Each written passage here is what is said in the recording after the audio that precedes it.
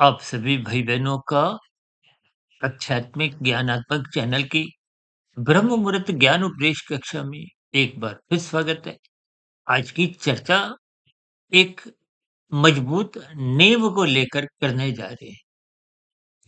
देखिए, आजकल तो बहुमंजिला इमारतों का युग आरंभ सा हो गया है। पहले तो देखिए ये सभी स्थितियां विदेशों में ही देखी जाती थी, लेकिन पिछले कुछ वर्षों से विशेष रूप से देखिए शहरों में कुछ ऐसी ही स्थितियां निरंतर बढ़ती जा रही हैं। इन सभी बहुमंजिला इमारतों की जो एक नींव है, अब नींव इतनी मजबूत बनाई जाती है, इतनी मजबूत बनाई जाती है कि नीचे की देखिए एक बेसमेंट में, एक भूगल में, एक गाड़ियाँ रखने की देखिए कितनी ही सैकड़ों गाड़ियाँ रखने की जगह बनाई जाती है। देखिए मेरा इन सभी स्थितियों का संबंध आपके हमारे कार्यशैली के एक आधार रूपी नींव से है। क्योंकि जब तक आपके हमारे जीवन की आध्यात्मिक नींव मजबूत नहीं होगी, तो फिर आपका हमारा जो संसार है, आपकी हमारी जो एक राजसी स्थितियाँ हैं या कहीं-कहीं जो तामसी स्थितियाँ भी हैं। देखिए तमोगुण की जो निंदा बार-बार शास्त्र भी कहते हैं, हम भी अपनी चर्चाओं में बार-बार दोहराते रहते हैं कि निंदा करो, निंदा करो। यह निंदा का अभिप्राय तमोगुण की निषेधात्मक स्थितियों से है, जिनको कानून मना करता है, शास्त्र मना करते हैं। देखिए, आरंभिक स्तर पर तो कानून का आपको में पालन करना होता है। हम तो बार-बार इन कानून की स्थितियों को यातायात के नियमों से जोड़कर कुछ ज्ञानात्मक स्थितियों पर प्रकाश डालते हैं, कि बात कुछ आपको समझ में आ जाए। अब बात यदि आपको हमें समझ ही नहीं आती, फिर ये प्रकृति के 3 गुणों की रहस्यमय स्थितियाँ, जिनको स्वयं भगवान श्री कृष्ण जी ने गीता में गूढ़तम ज्ञान कहा है। यानी कि इससे कोई गूढ़ ज्ञान है ही नहीं। और हम तो पिछले लगभग पौने 6 वर्षों से जो हमने 2850 के आसपास वीडियो प्रसारित भी किए हैं, उन सभी प्रसारित हो चुकी वीडियो में हम इति के 3 गुणों की निरंतर चर्चाएँ करते हैं।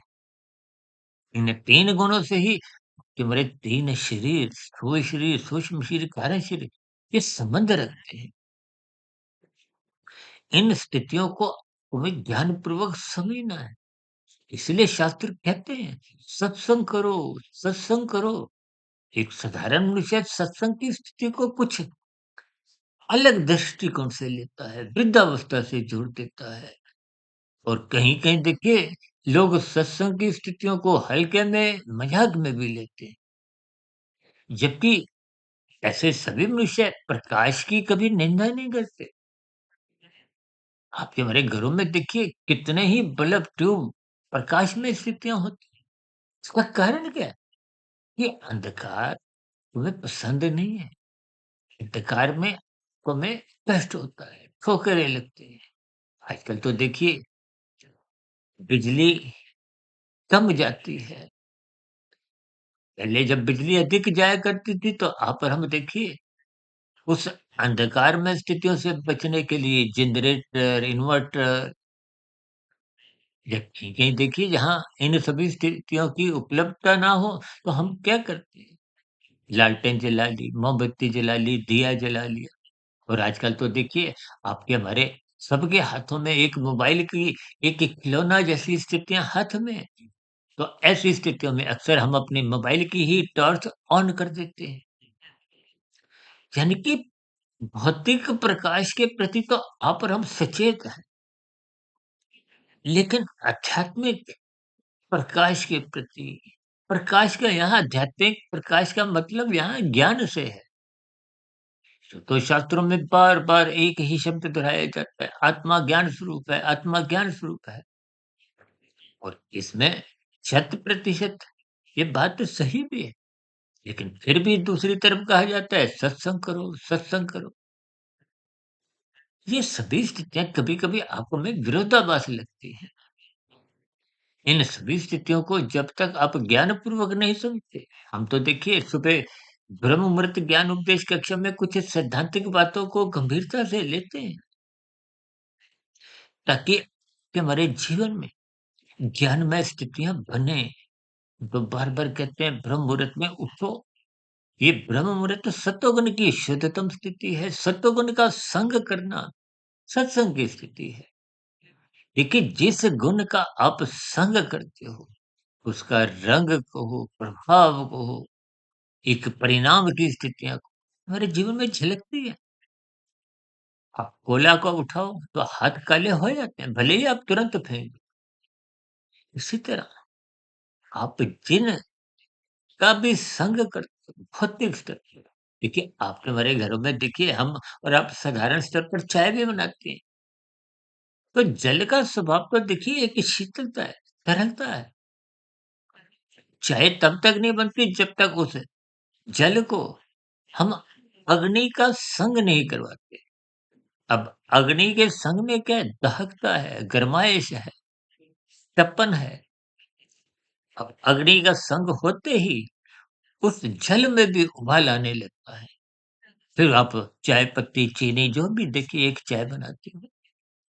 यानी कि जल को उस अग्नि का संग करवाना अनिवार्य है। जब तक आप संग नहीं करवाओगे तो उसमें एक उबाल नहीं आता। बिना उबाल के वो चाय नहीं बनती। इसका मतलब क्या है? संग का रंग। अब देखिए, यदि आपने चाय नहीं बनानी, आपने उस जल को उबालने के बाद की जो प्रक्रिया रोक दी, गैस बंद कर दी या नीचे की अग्नि बंद कर दी, वही जल 10 मिनट बाद, 15 मिनट बाद अपने मूल स्वभाव में जहाँ था वहीं आ जाएगा। यानी कि जल की जो एक शीतलता का गुण है वो पुनः स्थापित हो जाए। ठीक इसी तरह कि हमारी आत्मा ज्ञान स्वरूप है। जब ये अज्ञानता की स्थितियाँ, राजसी, तामसी स्थितियाँ आप और हम अपने जीवन से हटा देंगे, जो आपके हमारे ज्ञान को अवरोध किए हुए ढक चुकी थी, कमज़ोर कर चुकी थी, जिसको हम सरल शब्दों में अज्ञानता कहते हैं। यानी कि अज्ञानता समाप्त होते ही आत्मा की जो ज्ञानमय स्थितियाँ हैं, पुनः लौट आती हैं। अक्सर मैं एक उदाहरण देकर बात को और अधिक सरल शब्दों में समझाता हूँ। अब देखिए मैं इस कमरे में जो वीडियो बना रहा हूँ, एक ट्यूब जल रही है। अब इस ट्यूब के ऊपर यदि मैं काला कागज़ लगा दूँ, तो प्रकाश रहेगा नहीं, अंधकार हो जाएगा। यदि मैं पीला, नीला, हरा कुछ कागज़ लगा दूँ, कभी-कभी आप देखते हो ना कोहरे के दिनों में आप गाड़ी के आगे पीले रंग का कुछ एक चमकीला सा कागज़ लगाते हो। देखिए ये सभी स्थितियों का अभिप्राय आपको समझना होगा। देखिए भीतर से तो ट्यूब जल रही है, बाहर आपने काला कागज़ लगाया तो बाहर अंधकार में स्थितियाँ बन गई, पीला, नीला, हरा लगाया तो थोड़ा धुंधला प्रकाश होता है। ये रंगीनियों का अभिप्राय संसारी प्रश्नों से है, विषय भोगों से है। जब आप इन विषय भोगों में खोने लगते हो, बहने लगते हो, संसार में छलांगे लगाने लगते हो, आज आपका हमारा जीवन में देखिए 24/7 विषय भोगों की स्थितियाँ छलांगे लगा रही है। ये आपकी हमारी नींव को कमज़ोर करती हैं। अक्सर देखिए हम जो बहुमंजिला इमारत बनाते हैं, नींव क्यों मजबूत बनाते हैं? ताकि कोई एक भूकंप की स्थितियाँ भी आएँ। ये भूकंप का अभिप्राय देखिए एक तामसी स्थितियों से आप ले सकते हो। देखिए संबंध शब्दों को अर्थों से, भावार्थों से कहीं-कहीं कुछ न कुछ संबंध जोड़ना होता है। देखिए जब एक तीव्र भूकंप आते हैं, तो जिनकी नींव कमज़ोर होती है, कभी-कभी आप देखते हो ना कि कुछ वर्षा की एक गहरे तल पे होने से कुछ कमज़ोर इमारतें गिरने लगती हैं। भूकंप आने की स्थितियाँ तो देखिए कभी-कभी अच्छी-अच्छी इमारतों को भी गिरा देती हैं, जिनकी नींव कमज़ोर होती है। ठीक इसी तरह कि हमारी सात्विक नींव यदि कमज़ोर होगी, तो संसारी स्थितियाँ, विषय भोगों की स्थितियाँ, ये ब्याह-शादियों में जो राजसी स्थितियाँ, ये मनुष्य में कभी-कभी पतन का कारण बन जाती हैं। देखिए, इन शब्दों के अर्थ और भावार्थ आपने उतने अंश तक ही समझने हैं कि प्रकृति के 3 गुण, इनका खेल कहो, इनका ज्ञान विज्ञान, वो यथार्थ रूप में समझ में आ जाए। शास्त्र बार-बार कहते हैं, तमोगुण रजोगुण बाँधते हैं। ये संसारी रजोगुण की स्थितियाँ आपको में बाँधती हैं। संसार की देखिए कोई निंदा नहीं, लेकिन एक मर्यादा की स्थितियाँ हैं। मर्यादा का दूसरा नाम देखिए धर्म है, धर्म का पहला नाम कर्तव्य है। इन सभी स्थितियों को हमें क्रमबद्ध तरीके से समझना चाहिए। आपके मेरे 4 पुरुषार्थ धर्म, अर्थ, काम, मोक्ष। मोक्ष का अभिप्राय जब कोई शरीर के रहते-रहते आप जन्म-मरण की स्थितियों से, बंधनों से मुक्ति पा जाते हो, वो मायातीत की स्थिति है। अक्सर हम मायातीत की स्थितियों का अभिप्राय देखिए विशेष प्रकार की आनंदमय स्थितियों से जोड़ते ही हैं। क्योंकि जब आप संसारी बंधनों से, यानी कि जब कारण शरीर 100% स्थूल शरीर के रहते-रहते शुद्ध हो जाता है, पवित्र हो जाता है। ये पवित्रता तभी होता है जब आप साधना करना आरंभ करते हो। साधना का अभिप्राय क्या है? जब कर्म योग, ज्ञान योग, भक्ति योग की स्थितियाँ बनती हैं। अन्यथा संसार में तो देखिए जैसे कानून व्यवस्था में आपको में विभिन्न प्रकार की सुविधाएँ दी जाती हैं, ऐसे करो, वैसे करो। जैसे हरी बत्ती पे चलो, लाल बत्ती पे रुको, एक व्यवस्था है। इसी तरह शास्त्रों में भी देखिए कहा गया है, ये करो, ये मत करो। यानी कि संसार को भोगना चाहते हो, पाना चाहते हो, भोगने में कोई बुराई नहीं है, बशर्ते शास्त्र संगत जो-जो स्थितियाँ समझाएगी। क्योंकि शास्त्र आपके हमारे जीवन की देखिए एक कुंजी है। पहले ही समझाया गया है कि इन का भोग करोगे तो ये समस्याएँ आएँगी। इन समस्याओं से समाधान चाहिए तो ये करना पड़ेगा। और इन सभी स्थितियों को आप और हम हल्के में लेते हैं। देखिए सत्संग की स्थितियाँ परमात्मा से हमें जोड़ने के साथ-साथ विभिन्न प्रकार की समस्याओं से एक समाधान भी देती हैं। उन समस्याओं का निवारण करते हुए आपका हमारा जीवन सुखमय बनता है। समस्या आपको में दुःख देती है। समाधान आपको में फिर एक सामान्य परिस्थितियों में लाते हुए आपके हमारे जीवन में वो दुःखमय स्थितियाँ दूर कर देती है। इसलिए अपने जीवन में प्राथमिक स्तर की स्थितियों को, ज्ञानमय स्थितियों को मजबूत बनाओ। यानी कि आत्मा की मूल ज्ञान स्वरूप स्थिति में लौट आओ। क्योंकि कोई भी आत्मा संसारी रसगुल्लों में जीना नहीं चाहती है। संसारी विषय भोगों को भोगने में उसकी रुचि नहीं है।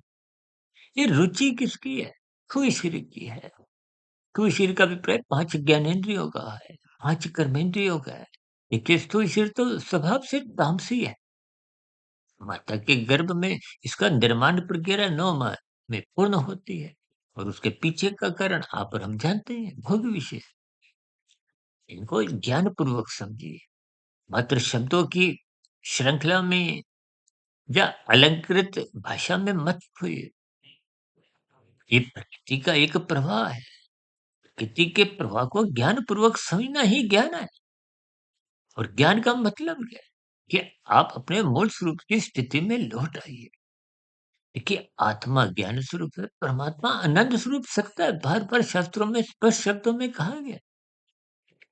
हमारी चर्चाओं में तो देखिए एक शब्द सच्चिदानंद अक्सर बोला जाता है। सत्य का अभिप्राय माया के 3 गुणों से है। ये नित्य है, सत्य है, नित्य, सत्य एक ही बात।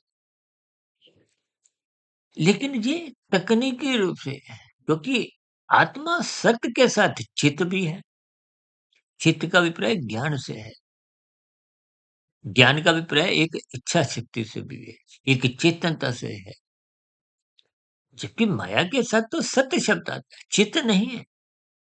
इसका अभिप्राय ये है कि ये माया के 3 गुण तकनीकी रूप से जड़ है। और ये जो हम साधारण बोलचाल में बोलते रहते हैं कि माया में परिवर्तन हर क्षण होते हैं, प्रकृति परिवर्तनशील है। ये परिवर्तन इस यंत्र में जैसे ये लैपटॉप देखिए अब मेरी वीडियो बना रहा है, ये लैपटॉप अपने आप कार्य नहीं करता, इससे कार्य लेना पड़ता है। वो इसमें एक जो लैपटॉप की स्थितियाँ हैं, उसमें देखिए उस एक विभिन्न प्रकार की एक क्षमताएँ हैं। ठीक इसी तरह प्रकृति के 3 गुणों की स्थितियों को ज्ञानपूर्वक समझना है। तमोगुण को पदार्थों से, रजोगुण को क्रिया से, सत्वगुण को ज्ञान से जोड़ा जाता है। और ये तीनों स्थितियों को ज्ञानपूर्वक समझना ही ज्ञान है। और ये ज्ञान के भीतर पहले से ही है। अभी देखिए जो 250 के आसपास वीडियो प्रसारित हुई, इनमें भी कोई नया ज्ञान नहीं है। शास्त्रों में भी कोई नया ज्ञान नहीं है। ये ज्ञान लेने का मतलब, सत्संग करने का मतलब, गुरु के प्रवचनों को सुनने का मतलब, शास्त्रों का स्वाध्याय करने का मतलब केवल इतना ही है कि आपके भरी जो अज्ञानता संसारी विषय भोगों को अमर्यादित भोगने से बनती है। देखिए, आप दाल-रोटी खाते हो तो आप परम कहीं भी प्रमाद में नहीं आते, चेत नहीं होते। जब आप शाही पनीर खाते हो, रायता, पापड़, मलाई कोफ्ता, खीर, इन शब्दों को केवल आपने एक भोग विलास से जोड़ना है। आप ब्याह-शादियों में जब जाते हो या रेस्टोरेंट में कुछ खाना खाने, आजकल तो बफ़े सिस्टम आरंभ हो गया है। यानी कि जब-जब आप आवश्यकता से अधिक पदार्थों को भोग करते हो, भोग का मतलब ही ये है कि जब आप आवश्यकता से अधिक पदार्थ लेते हो, वो भोग है। आवश्यकता अनुसार तो वो स्थिति योग में है और योग की कहीं निंदा नहीं। देखिए, कर्म फल सिद्धांत स्पष्ट अपने शब्द समझाता है कि फल माया के खाने हैं तो पहले कर्म करना होगा। कर्म की स्थितियाँ शास्त्रों में समझाई गई हैं। जैसे आपका यातायात के नियमों का पालन करना है। वो स्कूटर, कार चलाने का जो लाइसेंस मिलता है कि आप ये नियमों का पालन करना है। आप एक सिग्नेचर करते हो कि मैं यातायात के नियमों का पालन करूँगा, जो बने हुए हैं और जो भविष्य में भी बने उन सब का पालन करूँगा। ऐसी आप घोषणा करते हो। कि किसी तरह माता के गर्भ में भी मनुष्य योनि में आते ही वहाँ पर हम भी देखिए घोषणा करते हैं कि मैं मिले हुए जीवन का सदुपयोग करूँगा। ऐसा कोई कार्य नहीं करूँगा जो दूसरे मनुष्यों को पीड़ा दे, प्रकृति के अन्य जीवों को कष्ट दे, पीड़ा दे या प्रकृति के वातावरण में कोई दोष है। और ऐसी घोषणा तो देखिए सर आप देखते हो ना मंत्री पद की, प्रधानमंत्री पद की जब शपथ ग्रहण समारोह होती है, ऐसी ही घोषणाएँ वो भी करते हैं कि मैं संविधान के अनुरूप निर्णय लूँगा। और भी देखिए ये सभी स्थितियाँ का अभिप्राय क्या है? इन सभी स्थितियों का अर्थ आपको हमें समझना है। मनुष्य योनि के अंतर्गत को कर्मों की स्थितियों को समझना होगा। ऐसा कोई कर्म मत करो जो अन्य का हिस्सा खाता हो। हम क्यों बार-बार कहते हैं लाल बत्ती पे रुक जाओ, वो दूसरे की हरी बत्ती है। कुछ देर पहले आपकी हरी बत्ती थी, आप चले थे। चलने की स्थिति में तभी आपको एक लाभ हुआ ना कि जब अन्य मनुष्य लाल बत्ती पे रुके, अगर वो भी चले, आप भी चलो, तो वो चक्का जाम हो जाता है। वाद-विवाद की स्थितियाँ होती हैं, दुर्घटना की स्थितियाँ होती हैं। ठीक है, ये संसार की स्थिति है। जब मनुष्य अपने धर्म का पालन नहीं करता, देखिए धर्म को कोई विशेष पूजा पाठ की स्थिति तक ही सीमित रखना कोई ज्ञान में स्थिति नहीं है। आप अपने कर्तव्यों का पालन करें, यही धर्म है। दूसरों के अधिकारों की रक्षा करो, यही धर्म है।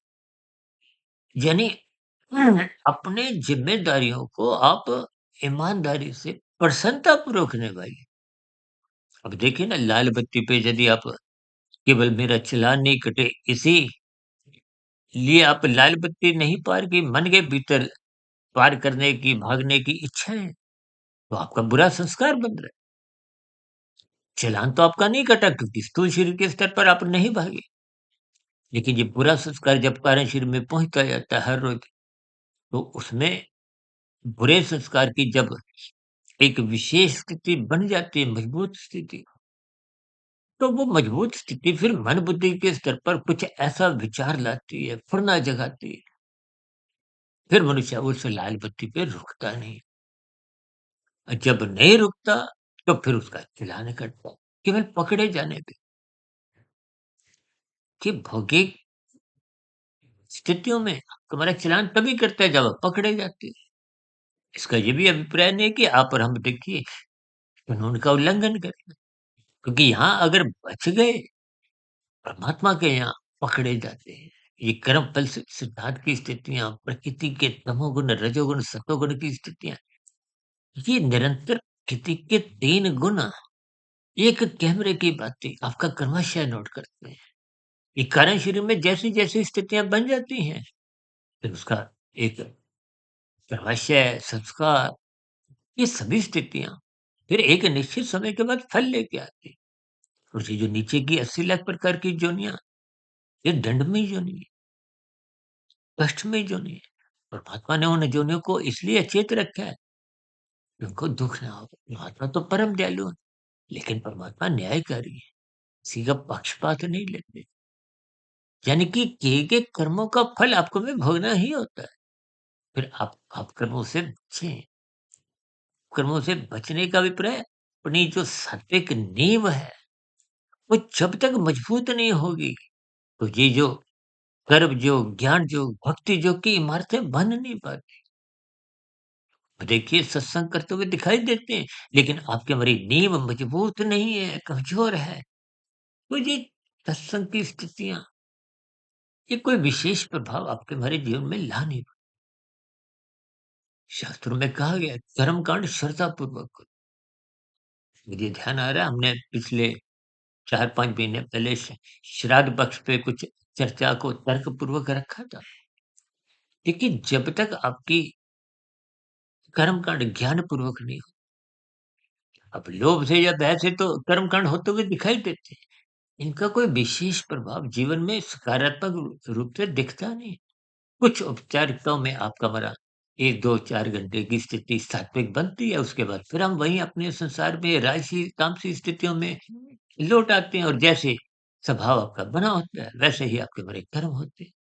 क्योंकि बना हुआ स्वभाव ही आपके हमारे जीवन के लगभग 90% कर्म जबरदस्ती करो, धक्का देता है, बाध्य कर देता है। और स्वभाव कैसे बनता है? जो आप वर्तमान नए कर्म करते हो, उसका कर्माशय बनता है, उसके संस्कार बनते हैं। मानसिक स्तर पर कर्माशय तो नहीं बनता। जो आप सोचते हो, जैसा पढ़ते हो, जैसा सुनते हो, जिस वातावरण में आप रहते हो, तो आपके विचारों का सिलसिला वो एक संस्कारों को दिशा देता है। यानी कि मानसिक स्तर पर क्रमशः नहीं बनता। जैसे मैंने कहा ना लाल बत्ती पे आप बुरा चिंतन कर रहे हो, भागने की स्थितियाँ बनाते हो, तो संस्कार बुरा बनता जा रहा है। चालान नहीं आपका कटा। चालान इसलिए नहीं कटा क्योंकि स्थूल शरीर के स्तर पर आप वहीं मौजूद थे। तो ये संस्कारों की स्थितियाँ जैसे-जैसे आप बना लेते हो, जब पूर्व जन्मों के देखिए नीचे की योनियों में अब नीचे की योनियों में आपके हमारे कर्मों का पाप कर्मों का नाश तो हो जाता है। लेकिन संस्कार वैसे के वैसे रहते हैं। अब किसी के 70% पाप कर्म थे, नीचे जाके वो 70% के पाप कर्म जब घट-घट के 30% पुण्य कर्मों के बराबर आ जाते हैं, तो पुनः मनुष्य योनि मिल जाती है। लेकिन वो 70% के किए गए पाप कर्मों के बने हुए बुरे संस्कारों को लेकर आप मनुष्य योनि में जन्म लेते हो। वो बुरे संस्कार तब तक नहीं कमज़ोर होते, तब तक समाप्त नहीं होते, तब तक वो दग्ध बीज नहीं होते, जब तक शुभ संस्कार बनते नहीं। और शुभ संस्कार तब बनते हैं, जब आप श्रद्धापूर्वक गुरु के प्रवचनों को सुनते हो, शास्त्रों का स्वाध्याय करते हो, ब्रह्म मुहूर्त में उठते हो, ये निरंतर प्रक्रिया बनने में हम तो यहाँ तक कहते हैं एक अच्छा संस्कार बनाने में पूरा जीवन छोटा पड़ जाता है। एक बुरा संस्कार दग्ध-बीज करने में भी पूरा जीवन छोटा पड़ जाता है। इन स्थितियों को आप ज्ञानपूर्वक यदि नहीं समझते, इसलिए आज हमने देखिए एक नींव को, एक आधार को, एक मजबूत स्थिति प्रदान करने के दृष्टिकोण से ही एक विशेष महत्व दिया है। क्योंकि नींव कमज़ोर होगी तो कि हमारी उस कमज़ोर नींव देखिए भूकंप जब-जब आते हैं, देखिए आपके हमारे जीवन में अलग-अलग परिस्थितियों में विभिन्न प्रकार के दुःख, भूकंप जैसी स्थितियाँ आती हैं। तो जिनकी सात्विक स्थिति कमज़ोर होती है, उनके जीवन में बिखराव आ जाता है। इसलिए अपनी सात्विक स्थिति मजबूत बनाइए और सात्विक स्थिति मजबूत 1-2 दिन में, 1-2 महीने में, 1-2 वर्ष में नहीं बनती, निरंतर प्रक्रिया से गुज़रना है। देखिए भूतकाल की जैसी भी स्थितियाँ थी, उन पर आपको उतना चिंतन नहीं करना है, लेकिन वर्तमान समय को सुधारना है, सत्संग करना है, ब्रह्म मुहूर्त में उठना है, भावनात्मक स्थितियों से बचते हुए रात को समय पे सो जाना है। अपनी भोग इच्छाओं को मर्यादा में रखना है, ताकि आपका हमारा जीवन बसर सुचारू रूप से हो, परिवार की ज़िम्मेदारियों का पालन भी हो, समाज के प्रति जो आपके उत्तरदायित्व है, उनको भी आप प्रसन्नतापूर्वक निभाएँ। आप ऐसा कोई कर्म नहीं करें कि आपके परिवार को, गली-मोहल्ले के किसी सदस्य को, शहरवासी को, देशवासी को, या अंतर्राष्ट्रीय स्तर पर किसी अन्य मनुष्यों को दुःख दे, अन्य जीव-जंतु को कोई पीड़ा दे या प्रकृति के एक सौंदर्य में किसी भी प्रकार का कोई दोष उत्पन्न करे। इन सभी स्थितियों को जब आप अपने जीवन में क्रमबद्ध तरीके से ज्ञानपूर्वक करते हो, तो निश्चित रूप से उस क्षण विशेष में ही ये जीवन में जो सात्विक नींव है वो मजबूत बनने लगती है। सात्विक नींव मजबूत करने के लिए ही ये मनुष्य जोनि का एक अवसर मिला है। इस अवसर का सदुपयोग कीजिए। ब्रह्म मुहूर्त में निरंतर उठते रहिए। ये ब्रह्म मुहूर्त समय विशेष में ही आपकी हमारी नींव मजबूत होती है। फिर मजबूत नींव में देखिए ये दिन में जब राशि स्थितियां, भोग विषयों की स्थितियां, संसारी स्थितियां के जीवन में मंडराती हैं, तो मनुष्य इन सभी स्थितियों में फिसलता नहीं है। जब भोग विषयों में आप फिसलते नहीं, तो निश्चित रूप से कभी तन की स्थितियाँ, तमोगुण में गिरने की स्थितियाँ, कानून का उल्लंघन करने की स्थितियाँ, शास्त्र विरुद्ध पाप कर्म करने की स्थितियाँ आरंभ ही नहीं होती। इन सभी स्थितियों को परमात्मा की प्रेरणा से, गुरुओं के आशीर्वाद से, ब्रह्म मुहूर्त समय विशेष में कुछ समझाने का मैंने प्रयास किया है। भी आज की चर्चा संबंधित आपके मन में कोई प्रश्न उठता हो, कोई मेरी ही कही गई बातें आपको तर्कसंगत, आधी-अधूरी लगती हो, आपके कुछ सुझाव हो या मेरी कही गई बातों पर आपकी कोई आपत्ति हो, शिकायत हो, तो आपके प्रश्नों का, सुझावों का और शिकायतों का नीचे दिए गए कमेंट्स बॉक्स पर सदा ही स्वागत है। चर्चा विशेष को यहीं विराम देते हैं। दोपहर को 12-1 बजे फिर मिलते हैं आध्यात्मिक ऑक्सीजन में ज्ञान संदेश के रूप में। क्योंकि कमरा दिन में भी राशि स्थितियाँ बिगड़े नहीं और शाम को मिलेंगे सर्व कल्याण वृक्ष की एक प्रश्नोत्तर ज्ञान कक्षा में। तक सुधीर भाटिया फकीर को इजाज़त दें। वीडियो विशेष को ध्यानपूर्वक, धैर्यपूर्वक, गंभीरतापूर्वक सुनने के लिए आप सभी भाई-बहनों का बहुत-बहुत धन्यवाद।